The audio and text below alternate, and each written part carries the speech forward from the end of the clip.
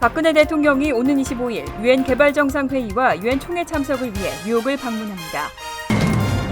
롯데호텔이 맨하튼의 더 뉴욕 팰리스 호텔을 인수하고 오늘 롯데 팰리스 호텔로 이름을 바꿔 달았습니다. 2016년도 재외동포재단의 최종 예산안에는 삭감됐던 재외동포 지원사업 전액이 모두 포함됐습니다. 유나이티드 헬스케어가 어제부터 9월 21일까지 메디케어 무료 교육을 실시합니다. 뉴저지주가 모기지 대출 상환에 어려움을 겪고 있는 주택 소유주들을 위해서 최대 $5만 지원하는 프로그램을 마련했습니다. 이상은 이 시각 주요 뉴스입니다. 여러분 안녕하십니까? KBN 뉴스입니다.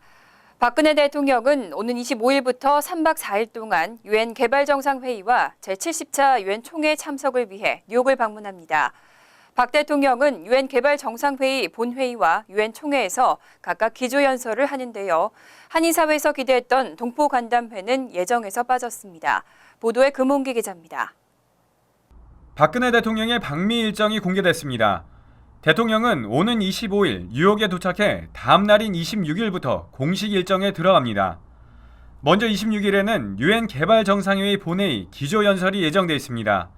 한국과 유엔 개발계획, OECD가 공동 주최하는 새마을운동 고위급 특별행사와 글로벌 교육우선 구상 고급회의에도 참석합니다. 26일 저녁에는 뉴욕에 위치한 싱크탱크 5곳 대표와 주요 인사들과의 간담회를 개최합니다. 하지만 이번 대통령의 방미 일정에는 동포 간담회 등 한인 동포들과의 만남이 빠져 있어 한인 사회에 반발이 예상됩니다. 여기 그 싱크탱크, 연구소나 저명한 학자들하고 같이 VIP가 모이셔가지고 간담회가 학자들과의 간담회, 학자라든지 연구원들하고 간담회예요. 동포 간담회는 안 들어가 있어요. 27일에는 유엔 개발 정상회의와 반기문 사무총장이 주최하는 기후변화 주요국 정상 5차 회의가 예정되어 있습니다. 박 대통령은 28일에는 유엔 총회 기조연설을 통해 창설 70주년을 맞은 유엔의 성과와 향후 방향, 올해의 총회 주요 의제에 대한 입장을 표명할 예정입니다. 또 오바마 대통령과 반기문 유엔 사무총장이 공동 주재하는 유엔 평화활동 정상회의에도 참석하게 됩니다. 박 대통령은 이번 방문 기간 중 뉴욕 한국문화원을 방문해 국가 브랜드 전시와 K컬처 체험관 개관 행사에도 참석합니다. KBN 뉴스 금홍기입니다. 롯데호텔은 지난 5월 뉴욕의 대표적인 랜드마크 호텔인 더 뉴욕 팰리스를 인수하고 오늘 롯데 팰리스 호텔로 이름을 바꿔 달았습니다. 롯데호텔은 뉴욕 진출을 거점으로 미국뿐 아니라 세계 주요 도시에서 글로벌 체인으로 거듭날 계획이라고 밝혔습니다. 금홍기 기자가 취재했습니다. 뉴욕에서 명문 호텔로 알려진 더 뉴욕 팰리스가 롯데 팰리스 호텔로 이름을 바꿔 달고 재탄생했습니다. 133년 전 철도왕 헨리 빌라드의 고급 주택이었던 이 호텔은 1982년 뉴욕 최고의 부호 해리 햄슬러가 햄슬러 팰리스 호텔로 개조한 이후 1993년 브루나이 국왕이 인수하면서 더 뉴욕 팰리스 호텔로 불리게 됐습니다. 롯데호텔이 지난 5월 8,500만 달러의 호텔을 인수하면서 22년 만에 호텔 이름이 롯데 팰리스 호텔로 바뀌게 된 것입니다. 롯데호텔은 뉴욕을 시작으로 미국과 런던, 파리 등 전 세계 주요 도시에 오는 2020년까지 33개의 호텔을 추가로 인수해 총 50개의 호텔을 운영하는 글로벌 체인으로 거듭날 계획입니다. 그냥 글로벌 체인 호텔이 아니라 최고의 글로벌 체인 호텔이 된다는 건데 최고라는 의미는 뭐 하드웨어도 최고가 물론 중요하지만은 소프트웨어적인 면에서 그 고객으로부터 최고의 평가받는 호텔의 글로벌 체인이 되기 위한 게 저희가 파이널 비전이죠. 한편 이번 달 유엔 총회 참석차 뉴욕을 방문하는 버락 오바마 미국 대통령이 이 호텔에 투숙할 것으로 알려져 화제가 되고 있습니다. 오바마 대통령은 뉴욕 방문 시 전통에 따라 월드포 아스토리아 호텔에 머물렀지만 이 호텔이 중국의 안방보험사로 매각되면서 안보를 우려해 정부 측이 롯데 팰리스 호텔로 변경하게 됐습니다. KBN 뉴스 금홍기입니다. 다음 달 20일부터 금강산에서는 남북 이산가족 상봉 행사가 열립니다. 무려 660대 1을 넘을 정도로 경쟁률이 치열하지만 재미 이산가족들은 이런 기회조차 없는데요. 찰스 랭글 연방 하원 의원이 재미 이산 가족들을 위한 법안을 마련하고 있습니다. 김민선 뉴욕 한인 회장은 지난 14일 찰스 랭글 의원을 만나 한국계 미국인이 북한의 가족을 만날 수 있도록 미국 의회의 협조를 요청했다고 밝혔습니다. 이와 관련해 랭글 의원은 이산가족 상봉 법률안을 준비 중인 것으로 알려졌습니다. 하지만 법률안에 어떤 내용이 담길지는 아직 확인되지 않았습니다. 김 회장은 아직은 법률안을 발의하기 위한 초기 준비 과정인 것으로 안다며 랭글 의원이 다음 달에 한국계 이산가족과 지역 정치인, 한인 커뮤니티 관계자 등을 만나 의견을 수렴할 것이라고 덧붙였습니다. 한국전에 참전하기도 했던 랭글 의원은 지난 4월에는 이산가족 상봉을 촉구하는 결의안을 발의하고 하원에서 통과시킨 바 있습니다. 에드로이스 하원 외교위원장 등도 발의자로 참여했던 이 법안은 한국계 미국인은 이산가족 상봉에서 제외돼 있다며 북한이 미국 거주 한국 동포에게도 가족 상봉의 기회를 허용하도록 요구했습니다. 한국 정부의 2016년도 예산 심의 과정에서 재외 동포 관련 사업에 대한 예산이 대폭 삭감됐었는데요. 다행히 최종 예산안에는 삭감된 재외 동포 지원 사업 전액이 모두 포함됐습니다. 새정치민주연합 김성곤 의원실은 2016년도 재외동포재단 전체 예산이 546억 6,200만 원이라고 밝혔습니다. 이번 최종 재외동포 예산에는 미주 한인동포 정치력 신장 등 정부 심의 과정에서 삭감된 재외동포 지원 사업 전액이 모두 포함됐습니다. 기획재정부의 2016년도 예산 심의에서는 재외동포재단 2016년도 사업비 예산이 올해와 비교해 약 11% 삭감된 471억 3,200만 원으로 책정된 바 있습니다. 한글학교 지원 등 올해 신설된 사업 예산은 모두 제외됐었습니다. 이에 새누리당과 새정치민주연합 재외동포위원장을 맡고 있는 심연조 의원과 김성곤 의원은 기획재정부에 지역별 동포특별지원 사업의 필요성을 역설하고 관련 예산의 증액을 건의했습니다. 한편 이번 최종 예산안에 따라 동포재단은 내년도 재외동포 교육사업 부문에 152억 3,900만 원을 지원할 예정입니다. 한글학교 교사 육성 예산은 지난해보다 2천만 원이 증가됐고 재외동포 차세대 사업과 장학사업도 각각 700만 원씩 인상됐습니다. 재단 관계자들은 이번 정부 예산안이 점차 신장하는 재외동포 사회의 영향력이 반영된 것으로 분석하고 있습니다. 건강보험회사 유나이티드 헬스케어가 10월 15일부터 시작되는 메디케어 정규 가입 기간에 앞서 메디케어 무료 교육을 실시합니다. 또 10월부터는 웹사이트도 개편하고 한국어 서비스를 시작합니다.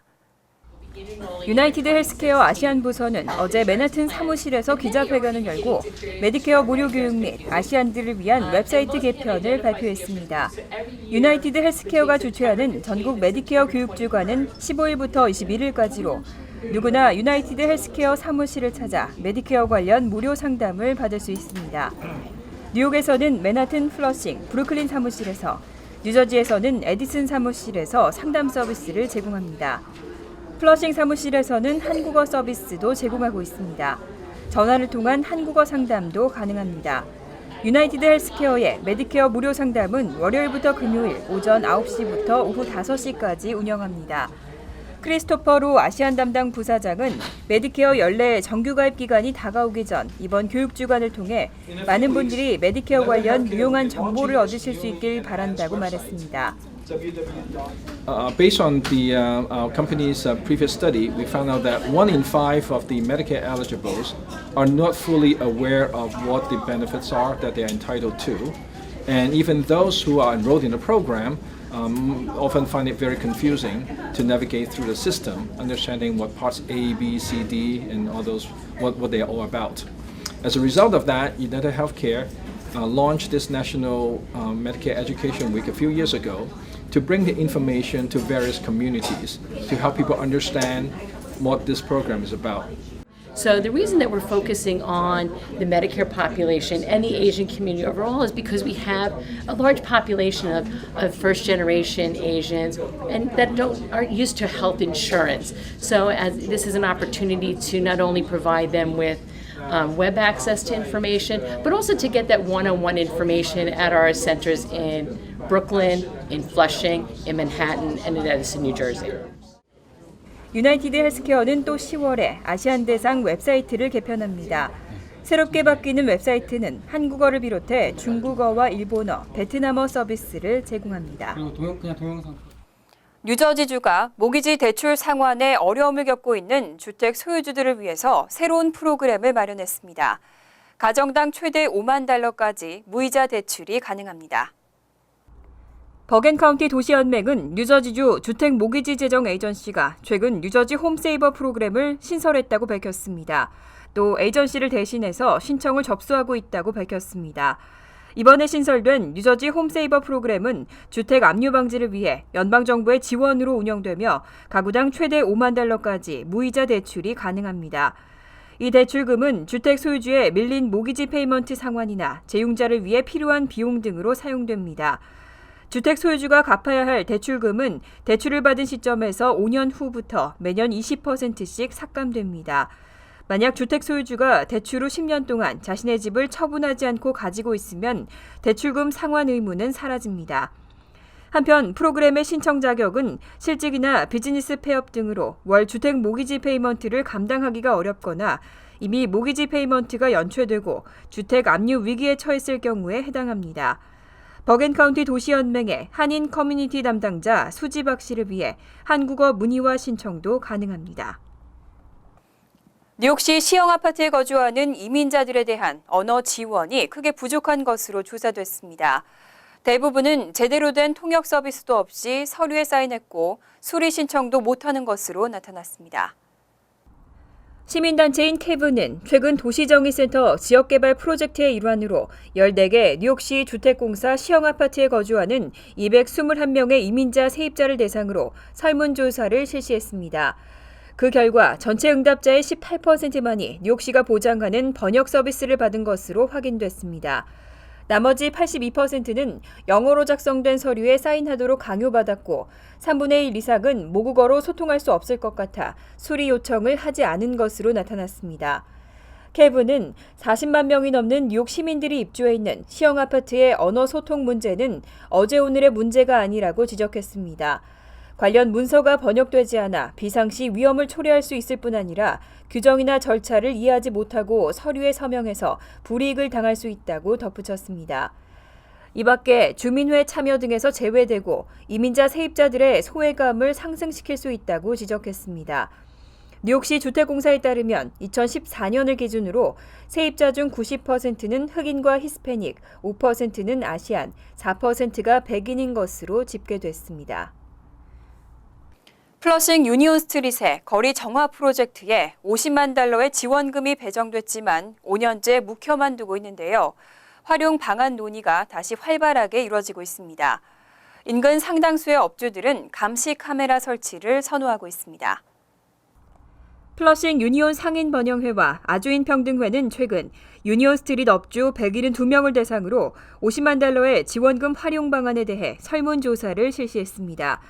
이 결과 전체 응답자의 36%, 62명은 감시 카메라 설치를 원하는 것으로 집계됐습니다. 다음으로는 보도블럭 정비가 20.9%, 36명으로 뒤를 이었고 청사초롱 전등 설치 14.5%, 조명등 교체 11.6%, 한국 전통기념물 설치 8.7%, LED 광고판 설치 8.5% 등의 순으로 나타났습니다. 피터구 뉴욕시 의원은 지난 2011년 유니온 스트릿 거리 정화 프로젝트를 위해 뉴욕시 의회로부터 커뮤니티 지원금 $50만 확보했습니다. 하지만 정확한 용도를 결정하지 못하고 5년째 활용하지 못하고 있다가 이번에 다시 프로젝트에 대한 논의를 진행하고 있습니다. 플러싱 유니온 상인번영회 이미칸 회장은 피터구 시원 측이 적극적인 지원을 약속한 만큼 기금을 활용하지 못하는 일은 없을 것이라며 지역 경제를 살리기 위해 최선을 다하겠다고 전했습니다.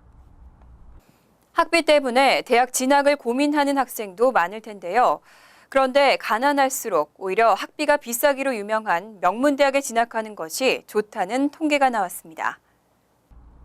미 교육부가 개설한 대학 정보 사이트에 따르면 연소득 $48,000 이하의 저소득층 가정 학생에게 가장 낮은 학비를 부과하는 4년제 대학은 하버드대로 조사됐습니다. 연방 정부 보조금이나 대출을 받는 저소득층 학생의 하버드대 평균 학비는 장학금 혜택 등을 감안하면 연 $3,386에 불과했습니다. 그 뒤로 에머스 칼리지가 3,739달러, 스탠퍼드대 3,895달러, 컬럼비아대 5,497달러, 프린스턴대 5,720달러 등의 유명 대학들이 상위권에 올랐습니다. 학비가 비싸기로 유명한 매사추세츠 공과대학과 예일대, 조지아 공대 등의 명문대들도 저소득층에게는 $10,000 미만의 상대적으로 적은 수업료를 부과하고 있습니다. 블룸버그 통신은 명문대가 가난한 학생들에게 적은 수업료를 받을 수 있는 것은 그만큼 다른 학생들로부터 비싼 학비를 받기 때문이라며 저소득층 학생이 다른 학생들로부터 보조를 받는 셈이라고 분석했습니다.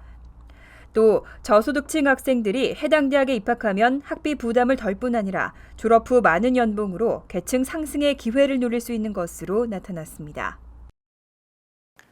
잠시 후 KBN 뉴스가 계속됩니다.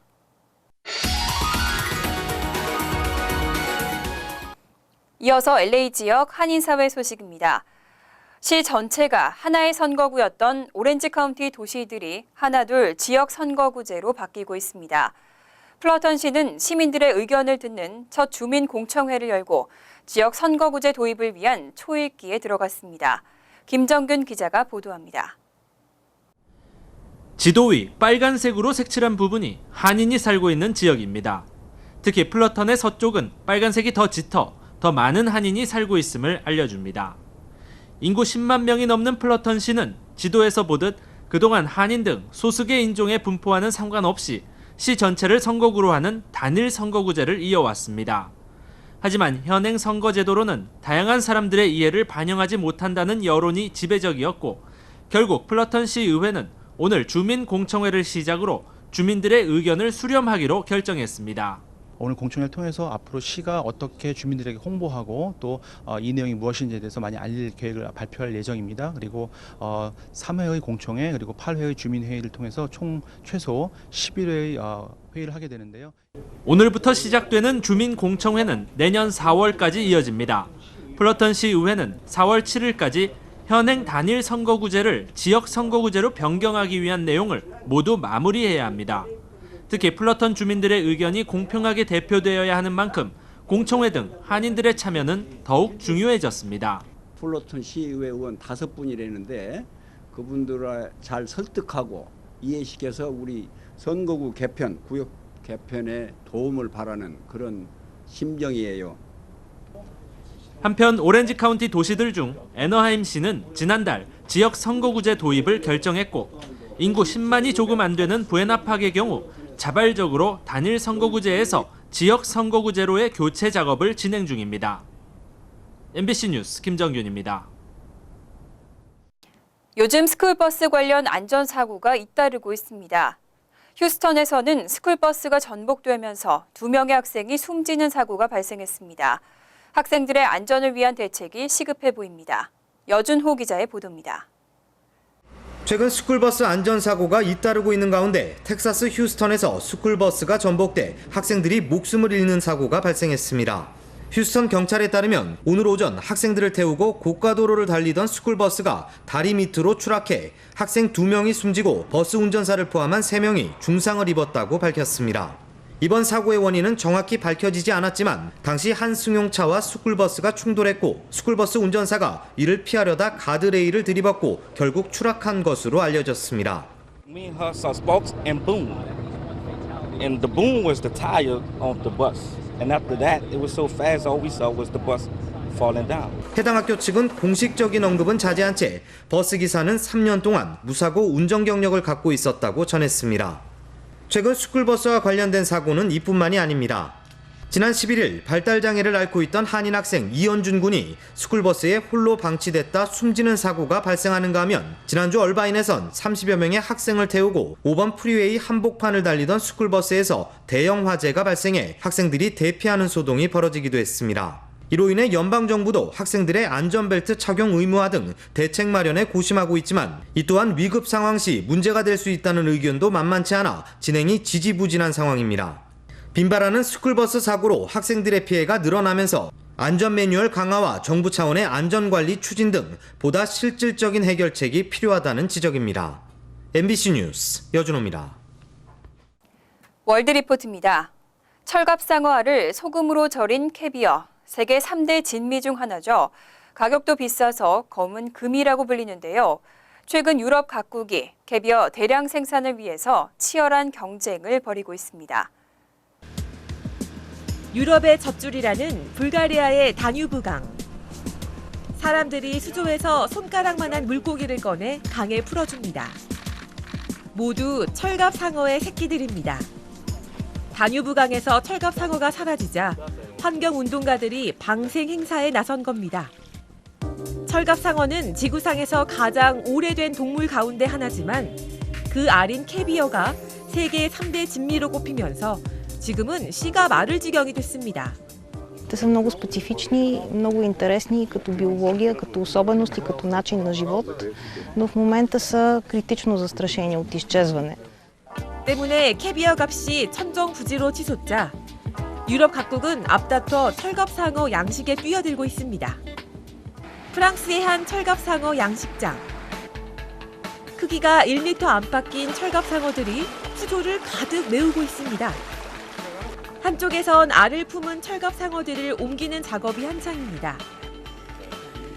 작업장으로 옮겨진 철갑상어의 배를 가르자 검은 구슬 모양의 알이 무더기로 쏟아져 나옵니다.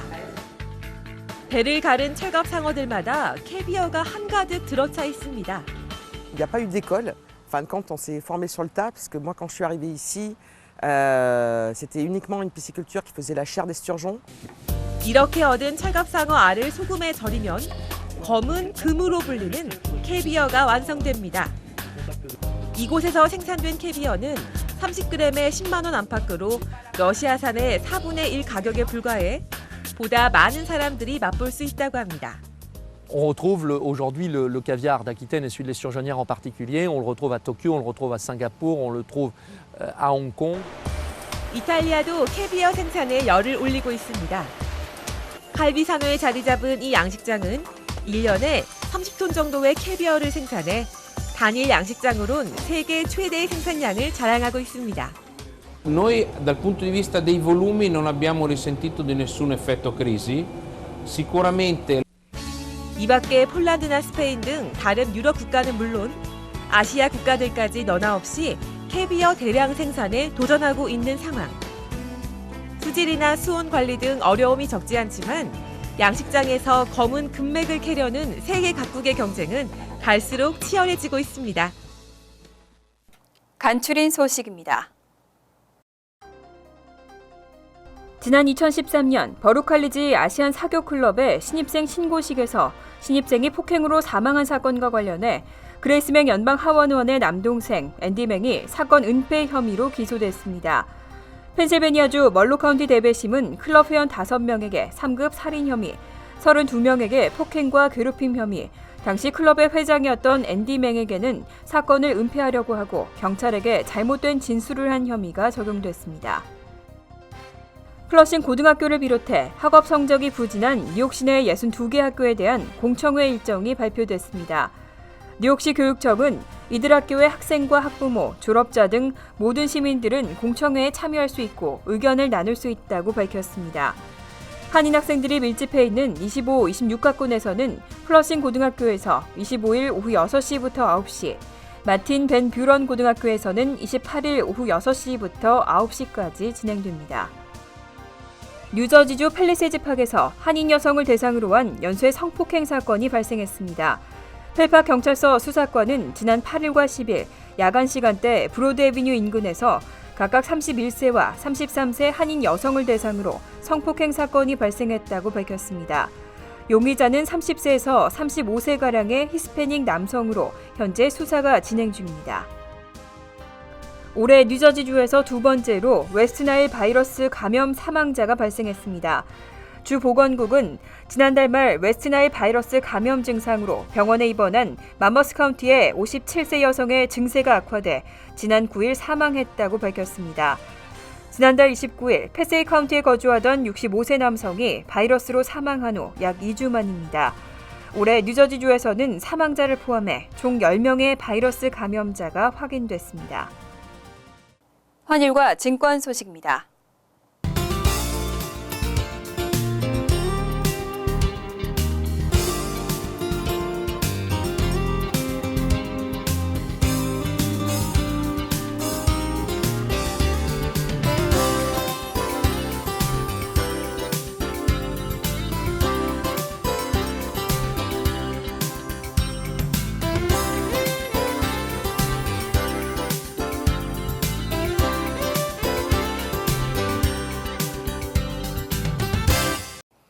이어서 날씨입니다. 목요일은 화창하고 무더운 날씨가 되겠습니다. 낮 최고 기온은 87도, 섭씨 31도, 밤 최저 기온은 68도, 섭씨 20도로 예상됩니다. 금요일도 덥고 화창한 날씨가 이어지겠습니다. 토요일 역시 화창하고 덥겠습니다. 이상으로 KBN 뉴스를 마칩니다. KBN과 함께 즐거운 저녁 되시기 바랍니다.